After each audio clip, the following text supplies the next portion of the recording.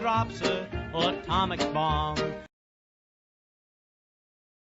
The free nation face a worldwide threat.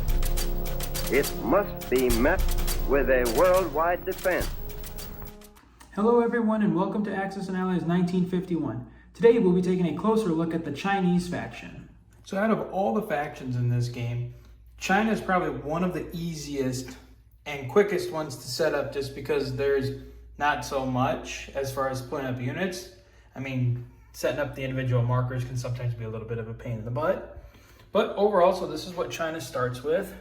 So down in Yuan, facing off against the British in Burma, they have 4 infantry and 3 artillery. Up around here, they're their forces.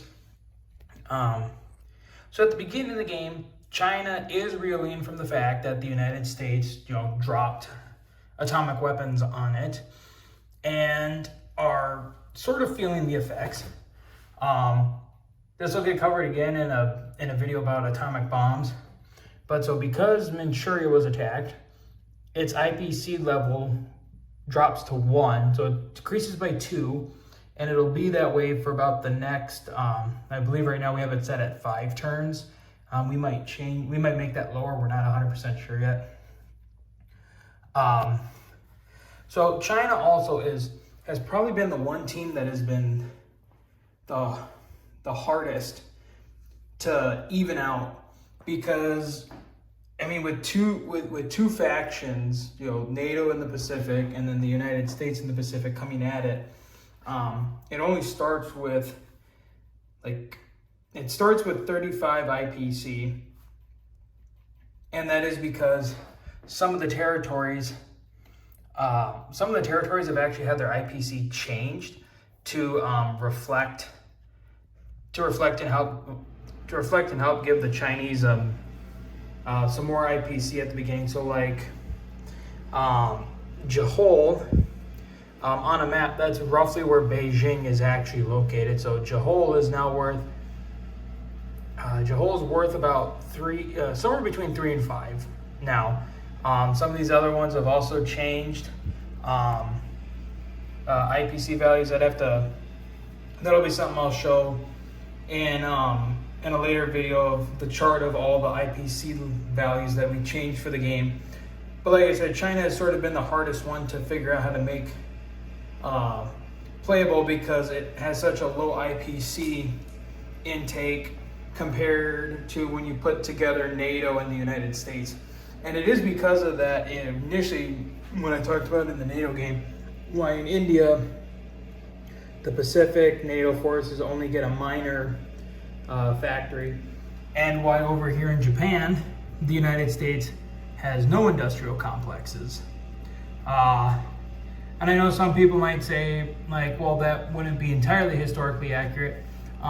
Right now, we're just trying to go for playability, not historical accuracy, which is also why we've given China a small navy.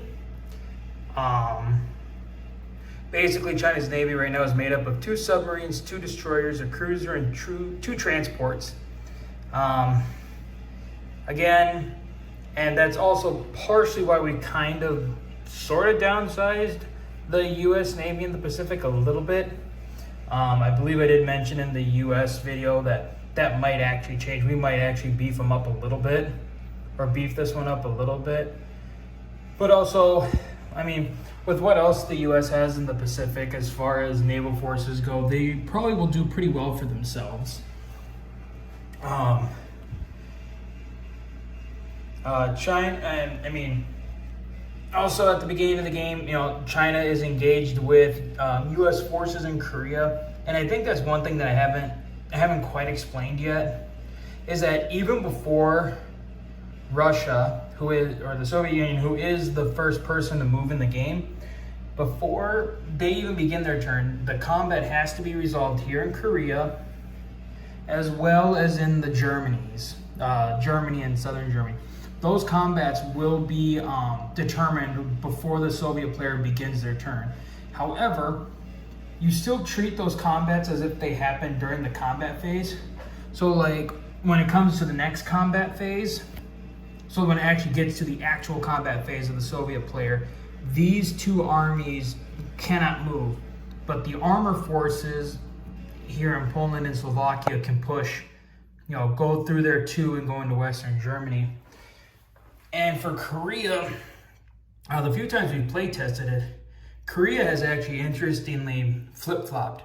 Sometimes the Chinese win, and sometimes the US has actually won, which changes the dynamic of the game in the Pacific right away, especially if the US player is able to get the rolls it needs to hold on to Korea, which usually then will prompt the Soviet player to make some decisions in the Pacific, usually to, a few times we played Airsoft Commando when he plays the communist, usually at least the one time that when I played, I won Korea.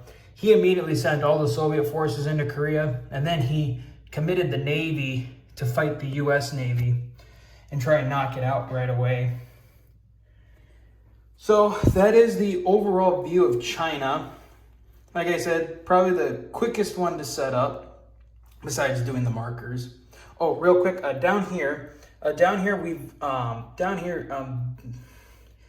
these two territories, just kind of looking historically, they were pro-China, but we just decided to give China control of these two nations just to help it with its IPC boost, so that way, like I said, it can kind of match the IPC of both NATO Pacific and the US Pacific. But so that is the overview of China. Hope you all enjoyed the video. As always, if you have suggestions, please leave them in the comments below. Hope you all have a good day, guys. Bye.